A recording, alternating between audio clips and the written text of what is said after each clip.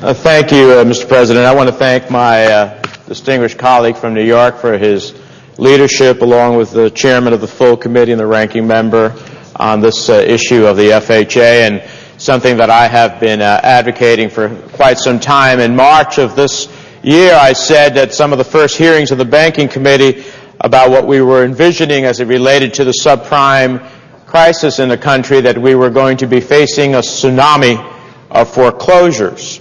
Now, some people say that that was an overestimation.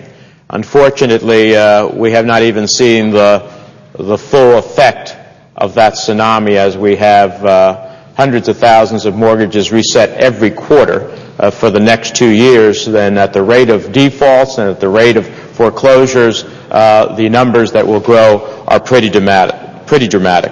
Of course, that has a consequence to all of those American families for which the American dream becomes the American nightmare.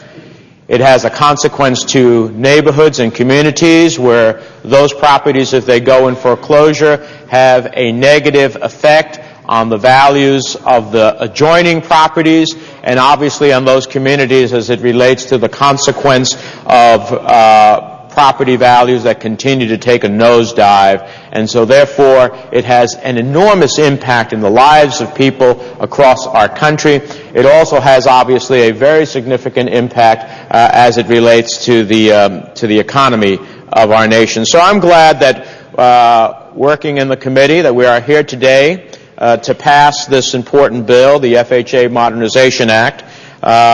We clearly need to pass FHA reform.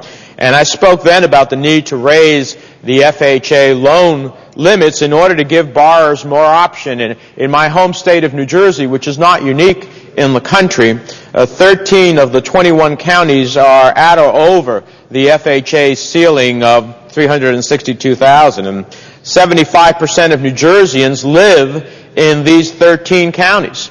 So this bill, unless this bill passes, it means absolutely nothing.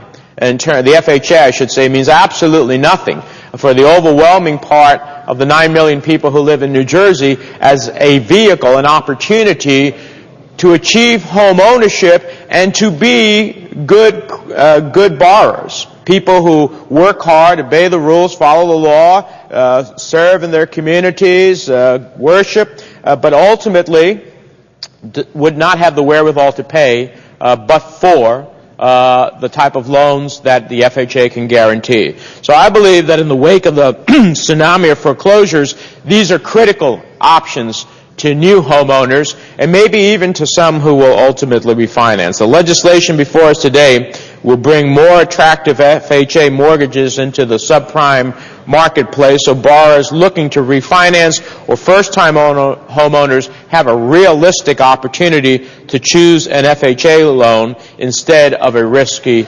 mortgage. I know then what I know now, that this legislation is long overdue.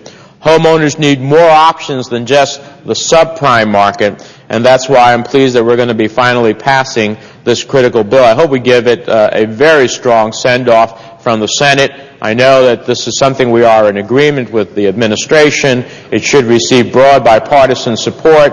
It is only one of many tools necessary to deal with the challenges the nation faces on subprime and that crisis of foreclosures, but it's an important one, and I urge its passage. Yield back the balance of my time.